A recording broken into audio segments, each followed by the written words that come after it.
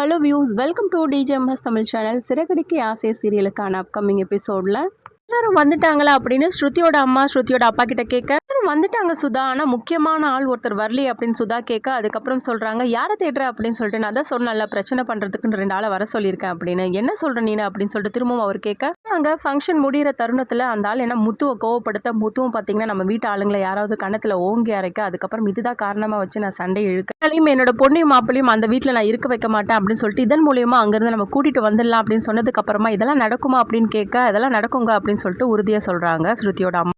முத்துவை பார்த்து ஒருத்தர் வந்து பேச வராரு, அவரை பார்த்து மௌனமா பதில் சொல்ல, என்னப்பா நீ பேச மாட்டியா அப்படின்னு சொல்லிட்டு கேட்க, அம்மா கையெடுத்து கும்பிட அவரும் வந்து அங்கேருந்து கிளம்புறாரு. மீனா கேட்குறாங்க, நீ இனிமேல் பேசவே மாட்டியாங்க அப்படின்னு சொல்லிட்டு கேட்க, ஆமா அப்படின்னு சொல்லிட்டு தலையாட்டுறாரு. உடனே கிள்ளி பார்க்குறாங்க, சத்தமும் இல்லாமல் ரியாக்ஷன் கொடுக்குறாரு முத்துவும்.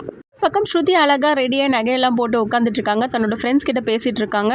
இதுக்கு இவ்வளோ நகையெல்லாம் மம்மி என்கிட்ட கொடுத்து போட சொல்றாங்க, இன்னும் நகைக்கடை விளம்பரம் மாதிரி இருக்கு அப்படின்னு சொல்லிட்டு ஸ்ருதி அவங்களோட ஃப்ரெண்டு கிட்ட சொல்ல, இப்போ உனக்கு மட்டும் ஃபங்க்ஷன் நடக்கிற மாதிரி இருந்தால் பரவாயில்ல, உங்க வீட்டில் உள்ள இன்னொருத்தவங்களுக்கும் சேர்த்து தானே நடக்குது, அப்போ அவங்கள விட நீ தானே பெட்டரா தெரியணும்னு நினைப்பாங்க அப்படின்னு சொல்லிட்டு சொல்ல, ரேங்கிங் நடக்குது பெட்டரா தெரியறதுக்கு அப்படின்னு ஸ்ருதியும் கிண்டலா பேசுறாங்க. பேசிட்டு இருக்கும்போது ரவி அந்த ரூமுக்கு வராங்க, அப்புறம் ஃப்ரெண்ட்ஸ் எல்லாம் வெளியில போயிடுறாங்க. இன்னைக்கு நீ எவ்வளோ அழகா இருக்க தெரியுமா ஸ்ருதி அப்படின்னு சொல்லிட்டு சொல்ல, அப்போ இத்தனை நாள் அழகா இல்லையா, இல்லை இந்த சாரிலையும் இந்த ஜுவல்ஸ்லையும் பார்க்கும்போது நீ ரொம்ப அழகா இருக்க அப்படின்னு சொல்லிட்டு வரைஞ்சு பேசுறாரு. ஜுவல்ஸையும் நீ வெளியில போட்டு போனேன்னு வச்சுக்கேன், உன்னை திருட வந்து அலைக்கா தூக்கிட்டு போயிடுவாங்க அப்படின்னு ரவி சொல்ல, என்னெல்லாம் ஒன்றும் பண்ண முடியாது அவங்க அப்படின்னு சொல்லிட்டு ஸ்ருதி சொன்னதை கேட்டு, ஆமாம்மா அது உண்மைதான், திருடன் கூட்டிட்டு போனாலும் அதை ஒரே நாளில் உன்னை கூட்டிட்டு வந்து விட்டுருவான் நீ வாயாடுறதுனால அப்படின்னு சொல்லிட்டு ரவி சொல்ல, அவ்வளோ டார்ச்சலாக இருக்க நான் உனக்கு அப்படின்னு சொல்லிட்டு கேட்க, நான் சும்மா தான் சொன்னேன் அப்படின்னு சொல்லிட்டு ரவியும் சொல்றாரு. 2 பேரும் அன்பா பேசுற தருணத்துல ஸ்ருதியோட அம்மா உள்ள வராங்க. நிறைய நகைகள் எடுத்துட்டு வந்து ஸ்ருதிக்கு போட்டு விடுறாங்க. எதுக்கு மம்மி இவ்வளோ நகை அப்படின்னு சொல்லிட்டு அதை மறுக்கிறாங்க. இருந்தாலும் பரவாயில்ல அம்மா சொல்றதன் பேர்ல போட்டுக்கிறாங்க.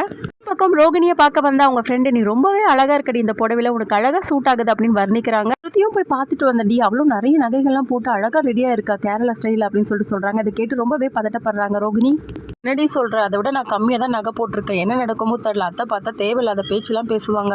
அந்த ஆளை வர சொல்லிட்டே அப்படின்னு கேட்கான், வர சொல்லிட்டே ஆன் த வேல இருப்பான் அப்படின்னு சொல்லிட்டு சொல்றாங்க. அது இல்லாமல் அவன் வந்து முத்துவை குடிக்க வச்சா மட்டும்தான் ஏதாவது பிரச்சனை நடக்கும், அப்போதான் என்னோட பிரச்சனைக்கு ஒரு தீர்வு கிடைக்கும் அப்படின்னு ரோகிணி அவங்க ஃப்ரெண்டு கிட்ட சொல்ல, நான் கரெக்டாக வந்துருவாண்டி நீ ஒன்றும் கவலைப்படாத அப்படின்னு சொல்லிட்டு சொல்றாங்க.